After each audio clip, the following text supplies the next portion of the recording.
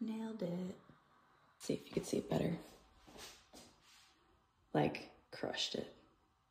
The grout goes really far and like up off the floor, so I need to dig this out.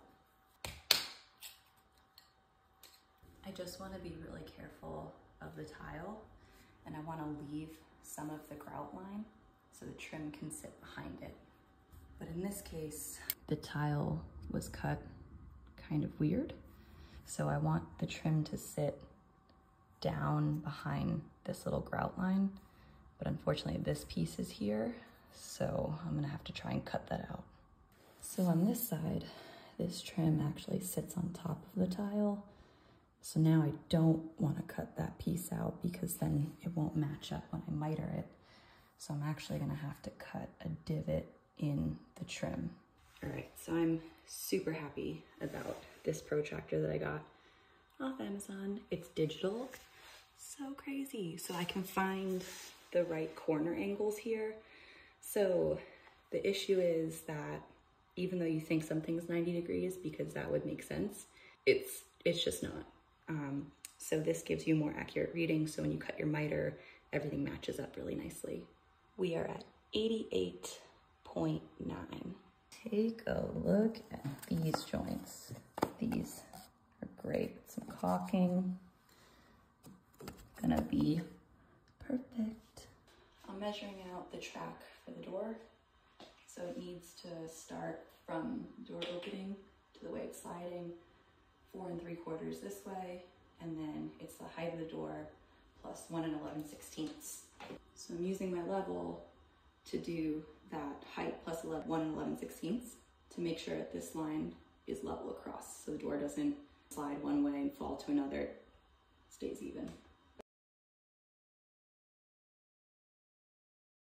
So that's pretty off. I don't like the way that looks. This is a whole 1/2 inch over here, so in order to prevent the door from dropping down to the floor and hitting the floor, because it's only going to be about 3/8 of an inch off the floor, I'm going to raise this whole thing up 1/2 inch.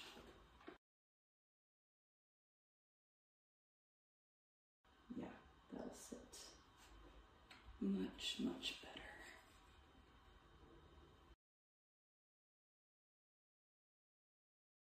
And it's very close to the original 83 11/16.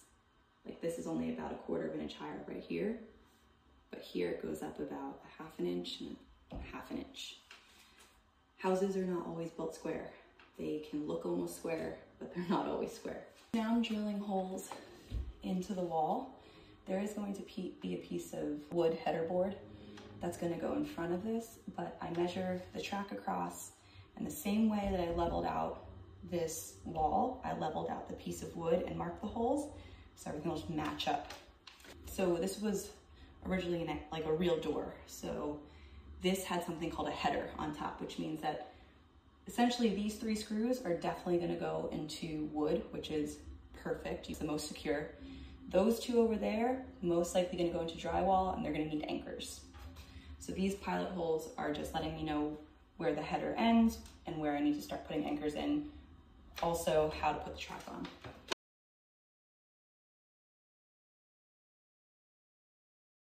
All right, now the semi-challenging part. Ideally, you'd like to have 2 people with a 6-foot railing, but it's just me, myself, and I. These go in between the railing and the header. The header goes directly against the drywall. So I pre-drilled, just like I did up there, making sure that the holes line up with the railing, and they do. And now I'm gonna fit these underneath, and the railing has to stay on top while I hang everything. I'm gonna do a little trick that'll make something easier. First, I'm actually going to tack up this board and line it up with those holes. That's probably the best way to go about this.